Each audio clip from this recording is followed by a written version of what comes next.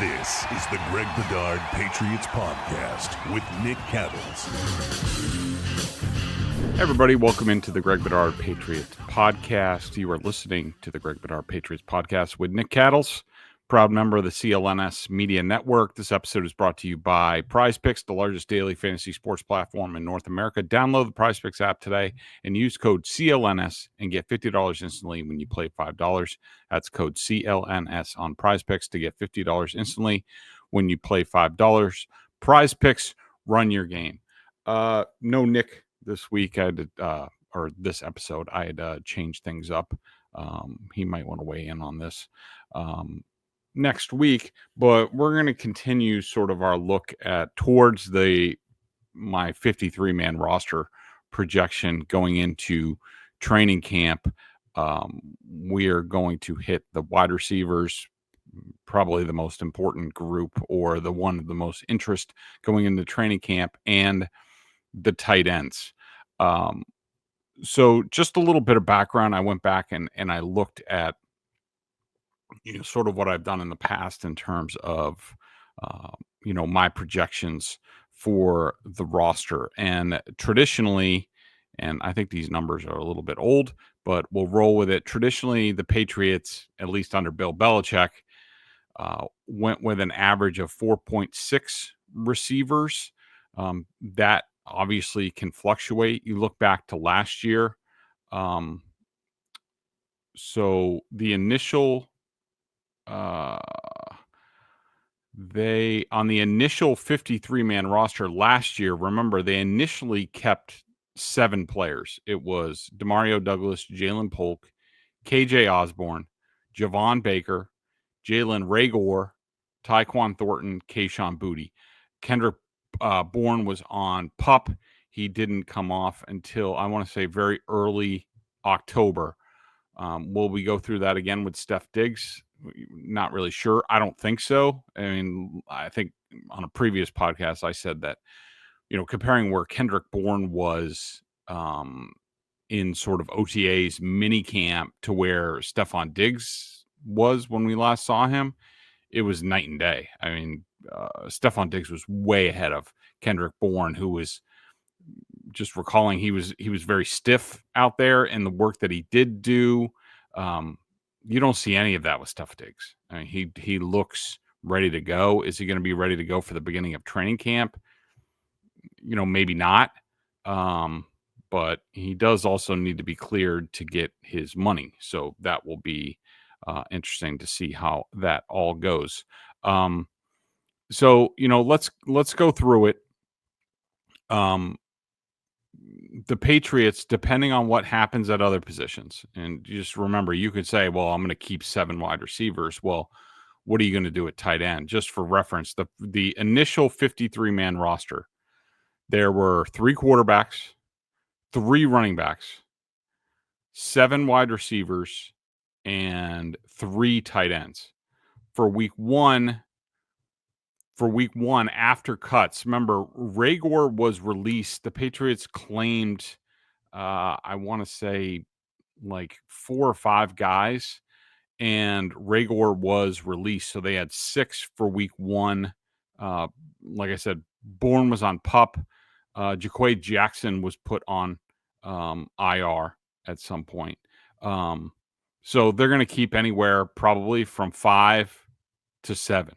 And let's go through it. So we'll go through sort of the positions that I have them based on my knowledge of the player, information from sources, most of it's from what I've seen on the practice field. So let's just start at X wide receiver, sort of the boundary wide receiver. I have Kyle Williams, the 3rd round pick, Kayshon Boutte, Javon Baker, even though you could probably put him in more of a Z wide receiver role that we've seen on the practice field, and Jeremiah Webb. There's a couple of guys, Jeremiah Webb, Demir Blankumsey.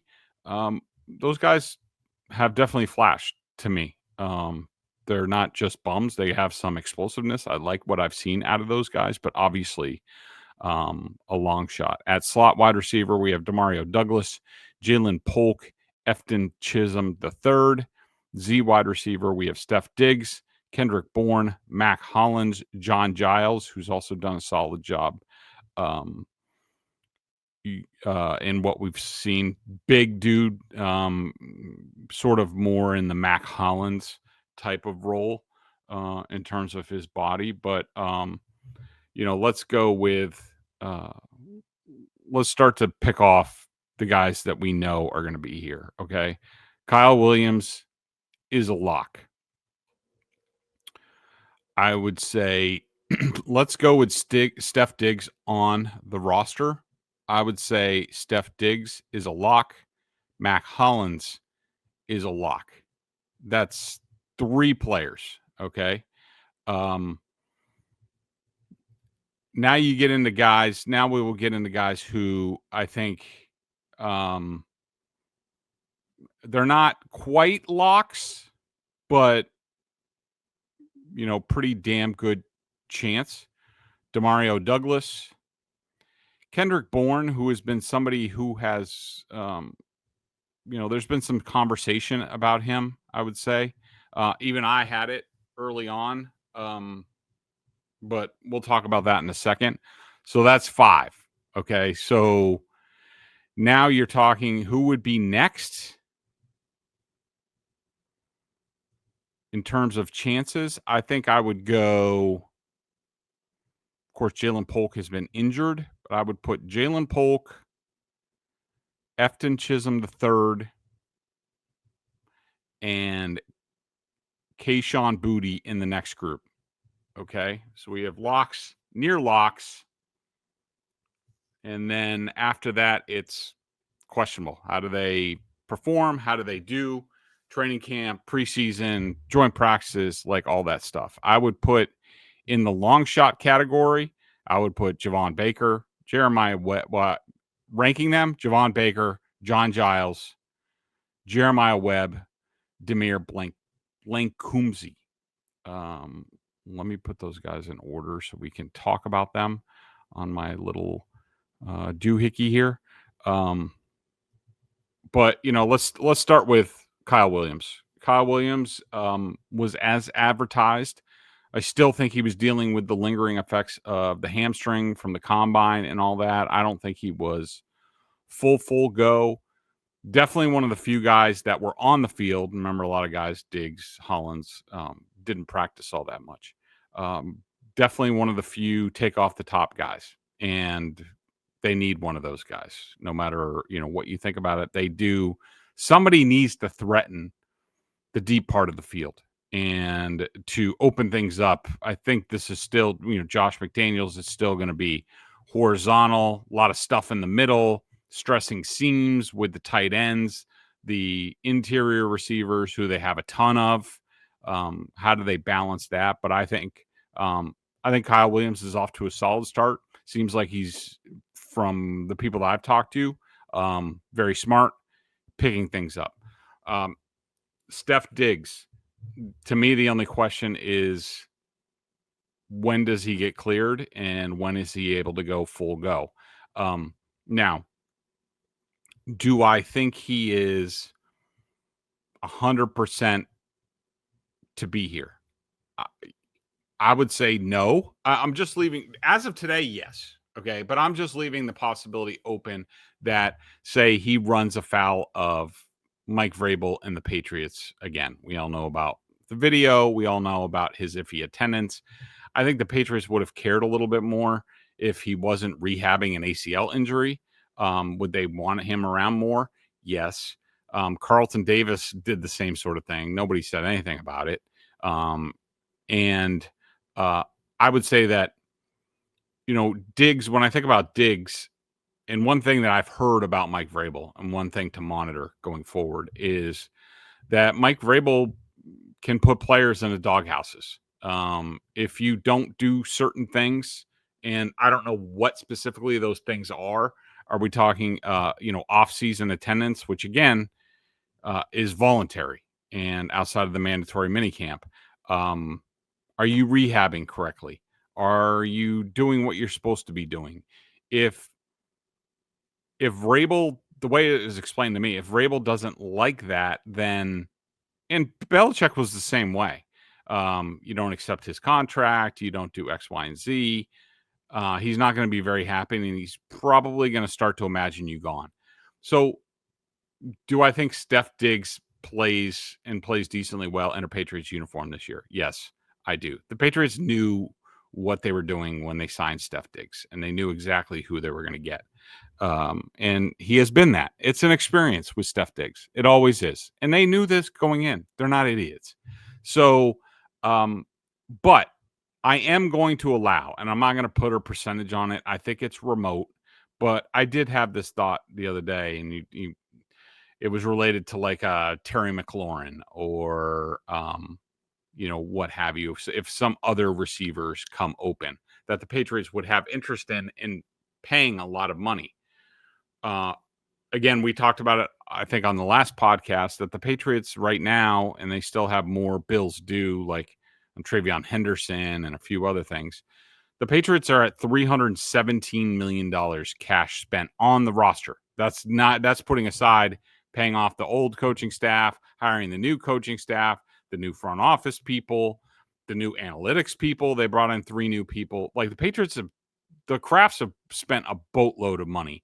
I wouldn't be surprised if you're talking if they're at 317 right now, at least over $400 million on everything going on. That's a lot of money for them to spend. So in there's been some talk about the Patriots called about X, Y, and Z, and they're going to call about everybody. Anybody who might become available, they're going to call and discuss. My thinking is, if the Patriots end up doing something, like let's use Terry McLaurin for an example. I don't think Terry McLaurin is going to be in addition to what they have. Like, it would make a lot of sense to me that if the Patriots traded for McLaurin or an AJ Brown or who the heck is the receiver with the 49ers who signed the contract last year? I can picture him right now. But if the Patriots trade for and pay a franchise wide receiver, it would make sense to me, and I'm not saying I haven't heard this from anybody internally, but it would make sense to me that the Patriots would try to include Steph Diggs in that deal. And again, they haven't paid him anything. Could they say, again, using the Terry McLaurin example, they trade him before Steph Diggs is cleared and they have to hand over the signing bonus check. If the Patriots traded Steph Diggs, before he's cleared, I think it's no harm, no foul as far as what they would do. I'm just looking up on Over the Cap right now. If he is traded, and again, I don't think the contract has been executed because he hasn't been cleared. He hasn't passed a physical yet. According to Over the Cap, if they trade him pre-June 1st, and again, the Patriots have enough cap space. They spend a lot of cash. They still have a ton of cap space. They can do anything, right now. Over the Cap says that it would be $12 million in dead money and plus $3.3 million in terms of they would not save. That's a minus. If they trade them post June 1st, which is now, okay, $4 million dead money this year, the cap savings of 4.7. So even if the contract has been executed, which I don't think it has been, the Patriots at least break even on Diggs. So, and how is Diggs going to react to somebody else coming in and the Patriots paying like $30 million like they wanted to do with the Bucs wide receiver? I could see the Patriots saying, like, we're all in on a Terry McLaurin type. We're going to pay him $30 million. He's our franchise guy. Why don't you take Steph Diggs and here's another draft pick. And now I think the Patriots would view that as a net positive. Again, this is if things aren't going well with Steph Diggs from a Patriots perspective. But for now, I think he's fine. I think he's here. I think he's going to do a good job for this team. He's going to give them exactly what they want, but I really think it's like a 1-year thing. Max Hollins will be here, has been here for everything. Great teammate. They love him. I think he's a heck of a player. Does a lot of different things. He's a pretty clutch wide receiver. More like a number 4 type of guy, but he's a money player to me. He makes plays. He did a good job for Buffalo last year. DeMario Douglas. Again, so now we're into the near locks. Now, DeMario Douglas is interesting. I think they love him. I think he'd be a great fit here. I mean, but when you're talking about, let's just look at it from inside receivers. Steph Diggs, DeMario Douglas, Kendrick Bourne, Jalen Polk, Efton Chisholm. These guys are all somewhat similar receivers in that they're going to work on the inside. Douglas, of course, is more of a space receiver where you want to get him the ball in space in a variety of different ways and let him do his thing. The reason I have him as a near lock is, again, if they're happy with Kendrick Bourne, if they're happy, if Jalen Polk takes a step, if they really like Chisholm and they don't want to release him, do they think about entertaining trade offers for DeMario Douglas? I think that Douglas, Bourne, and Polk would all be in this category. That who do they want to keep? Douglas with the concussions, his size. Do they say, you know what, now's probably the time to get rid of him? It could be Kendrick Bourne because he doesn't have much left. I think this is his last year on his contract. Polk, how's he doing learning the playbook? Do they think that's going to happen? So I think that you have 3 guys there that all could, at some point, depending on how they like their mix and which guys they like by the end of camp, by the end of preseason and all that, I could see them taking calls on all 3 of those guys. Who they ultimately move, I'm not really sure. But I'm not ruling that out on Douglas. I'm not ruling that out on Bourne. I'm not ruling that out on Polk, certainly. I think that Polk could be a guy where they're just like, he was drafted in the previous regime. I think almost that whole draft class could be in the same category, no matter the position, whether it's Caden Wallace or Layden Robinson, a whole bunch of these guys where they're just like, you know what? That draft they didn't draft our type of guys. They a lot of red flags on these guys. We're not sure about their future. We're not building around anybody we're not sure of. And so, they took Jalen Polk in the 2nd round. Could somebody else really like him? They get like anywhere from a 3rd to a 5th. I could see that happening, but I do think that DeMario Douglas could be a guy that they consider trading at some point. Again, depending on the mix of the roster. Kendrick Bourne, from what I understand, has done a really good job. They love him. The first time around in this offense, it basically had to be spoon-fed to him. There had to be a lot of hand-holding, and we've seen it. He's not always, on top of everything. But I hear this time around, it's been good, and so they're encouraged. So I think Kendrick Bourne is here, but again, I think he'll be a guy they take calls on. Could the 49ers come looking for him? That sort of thing.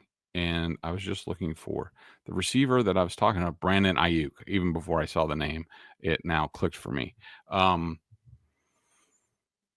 So those are the near locks. But again, I don't think anybody is off the board as far as trades. Questionable, fighting for their roster spot. Jalen Polk. Haven't seen him do a whole lot. I will say that he was included with a lot He wasn't in the full speed team stuff, but when they went to jog throughs, he was involved a lot in catching a lot of passes inside. Efton Chisholm, we've talked about, really good player. Do they think at the end of the day, do they think he's going to get claimed? Can they get him to the practice squad? All that stuff. Kayshon Boutte, I think, has done, a good job. I thought he had a solid spring. Of course, he was probably their best wide receiver at certain points with Drake May last year, made some plays. Beat one of the top cornerbacks in the game. And I think that was that Pat Surtain? I'm trying to remember.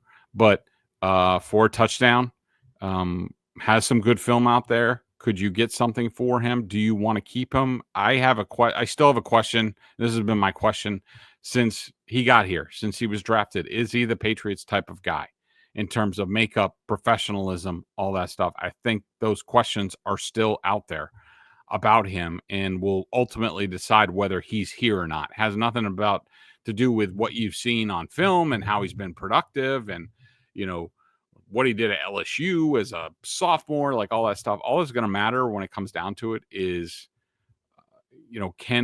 is he going to be able to be counted on in a variety of ways by this team? Because I don't think this regime has much patience for that. And they're looking for guys that that's going to be part of their core, for years to come. Is that Kayshon Boutte? I don't know. As far as the other guys, Javon Baker, he had like one standout catch, a back shoulder pass, I think, from Drake May during the practices. That's about the only thing I remember of him. I don't think he's very long here, but if he gets off to a flying start in training camp, who knows? Maybe that changes. John Giles, big dude, sort of like a tight end wide receiver mix. Good player. I don't completely rule him out. Jeremiah Webb and Blaine Coombsy, we talked about. Guys have some juice. They can get down the field. I like them. As of right now, I would probably go with I could see the Patriots maybe going with 7 players, 7 wide receivers. That would be Williams, Diggs, Hollins, Douglas, Bourne. That's 5. Polk and Chisholm. If they go 7. If they go 6, it's between Polk and Chisholm. I'm not really sure. It is very early. We need to see Efton Chisholm in pads, in preseason games. Is he tough? Does he catch the ball in traffic? Can he bounce off people? Same thing with Polk. I mean, there's a lot that is out there. There's a lot of questions about both guys, so that's going to be,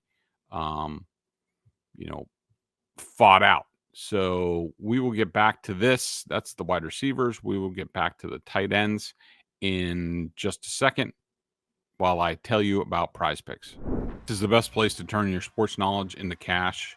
With millions of members, Prize Picks has made daily fantasy sports accessible to all. And just pick more or less on at least 2 players for a shot to win up to 2,000 times your cash. Run your game all season long on Prize Picks. I love sitting down for a game. I got to dial in. I'm not one of these cross sports guys. I pick a game.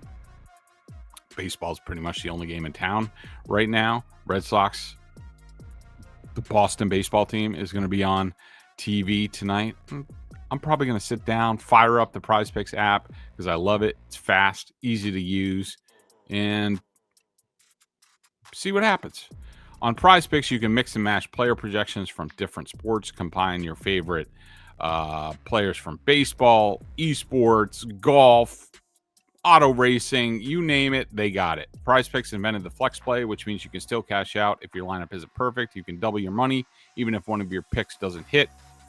Prize Picks puts their member first, so all withdrawals are fast, safe, and secure. When my picks hit, I can get my money in as quick as 15 minutes. Prize Picks also offers weekly promotions that lead to big payouts like Taco Tuesday.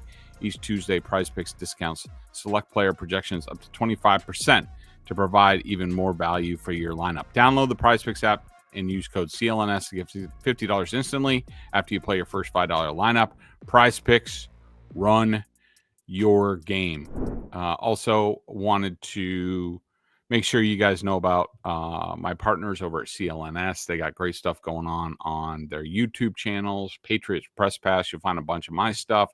You'll see like a lot of audio, video from press conferences. My guy Amit is there all the time posting stuff. I go on there. Sometimes the team sites can be a little late with stuff. Amit gets stuff up there. If I missed a press conference or whatever, it's all right there. Look for the CLNS Media Network. You have Celtics All Access on CLNS for behind the scenes content and segments from our many Celtics podcasts, NBA History Channel, Patriots Press Pass, which you will find me all over, Bruins Rinkside as well with the draft going on. Check out their content. We'll see what the Boston hockey team does tonight. All right, tight ends. So definitely a more interesting group, I would say, with Josh McDaniels back here. Normally I talked about the fullback with the running backs. They group them, or they have in the past, with the tight ends. I'm going to leave that separate, but I do think that they're linked. That I do think that fullback is probably going to be a spot where they try to grab a roster spot, at least initially, try to get somebody, whether it's the Lampy kid or whatever, on the practice squad, elevate him when they need him. Are they going to need him early in the season? All those things are going to come into play. But as far as wide receivers, tight ends, what they've done in the past, tight end / fullback, 53-man average is 4. Last year, they kept 3 for week 1, Hunter Henry, Austin Hooper, Jaheim Bell. I would say Hunter Henry is a lock. I would say Austin Hooper is a near lock. We haven't seen him very much coming back from something. But I do think his spot could he be overtaken by somebody? Yes, in theory. I wouldn't be surprised if the Patriots don't look at this position, because how long have I been saying they need to get a tight end in the future? At final cutdowns, trades, could they find somebody? Does somebody have a surplus? That type of thing. But in the two different tight ends positions in Josh McDaniels' offense, you have the Y, traditional inline, blocking, receiving, can block, a weapon down the field. You have Hunter Henry, Jack Westover, who did a nice job this spring, undrafted free agent CJ Dippre out of Alabama at the F flex tight end position. These guys can get in the way, blocking, chip a little bit. They are a move tight end, get into the flat, a little bit smaller, a little bit more athletic. You have Austin Hooper, you have Jaheim Bell, and you have G. Scott Jr., another undrafted free agent. Again, I think, if Hunter Henry and Austin Hooper, to me, Henry's a lock, Austin Hooper's a near lock, then the rest of the guys are fighting over it. I think that Westover and Dippre are fighting for one spot. I think that Bell and G. Scott are fighting for one spot, possibly.